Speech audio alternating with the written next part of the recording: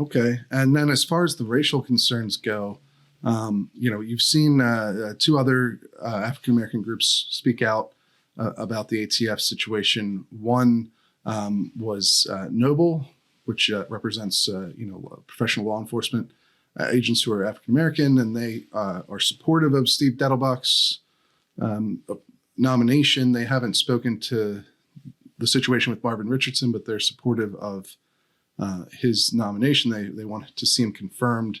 This is a group that's also worked, of course, closely with Everytown, the gun control agents group. What are your thoughts on their position? They want him confirmed. I don't want to demonize any organization, particularly another African-American organization, and that's what Noble is. Sure. But I think their perspective is inherently wrong. I think it takes bold initiative and bold leadership to look at something and not just toe the line and say, you know what, we're not saying this guy is the evil incarnate, walking around the devil himself, but he truly is not the best fit at this time, especially when you have a qualified African-American male who knows his job. And I mean, he knows the job. I've heard this gentleman talk. He knows what he's doing at the highest level, very articulate, very smooth, very, very sophisticated on all the nuances of the position. So why would you want to take someone that's in that position after 30 years of hard work and gut him down and make him deputy director as opposed to director of the ATF? To me, it's a moment the country is missing. It's a feel-good moment that we could have to show folks, if you work hard, do the right thing, come to work every day, putting all you have out on the table, that you can rise to do anything that you want in your particular career path. He is a living example of that. Why would you want to take that away, particularly with an administration that touts diversity, particularly an administration that touts that we're looking at different folks doing really great things? He's the embodiment of that. So why would you want to take that away from him? I just don't understand it.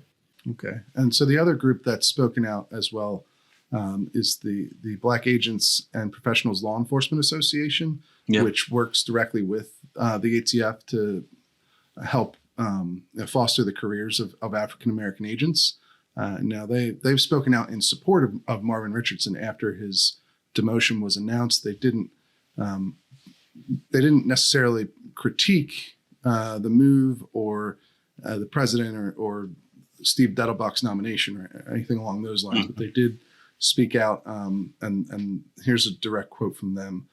The men and women of ATF have been fortunate to have Marvin, as he's affectionately known, as its acting director. He is a career employee and servant leader who has put the needs of the agency and country first and foremost. BAPLEA commends Acting Director Marvin Richardson for his exemplary leadership to the ATF and his extensive service to the United States of America.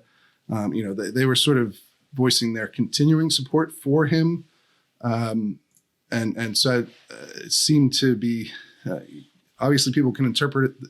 They can read the full statement and interpret it the way they want, but it certainly seems that maybe there's some reading between the lines that's necessary there, they're not happy about what's happened. Yeah, I think they're trying to do their very, very best of this, really walking that thin line of, like you said, voicing their support, but at the same time not trying to throw any negative views on the current administration, because a lot of those folks are directly involved in the administration right now. Mm-hmm. I think sometimes, as I said before, you have to be bold in your initiatives, bold in your statement and beliefs. And sometimes you have to ruffle feathers and say, I see what you're doing, but this is wrong in its essence, in its core. It just doesn't feel right. It just doesn't look right.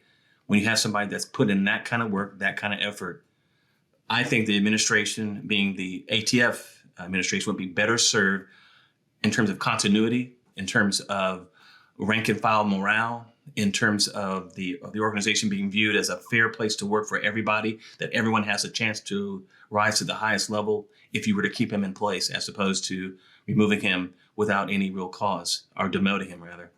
I just don't think it's a good thing to do.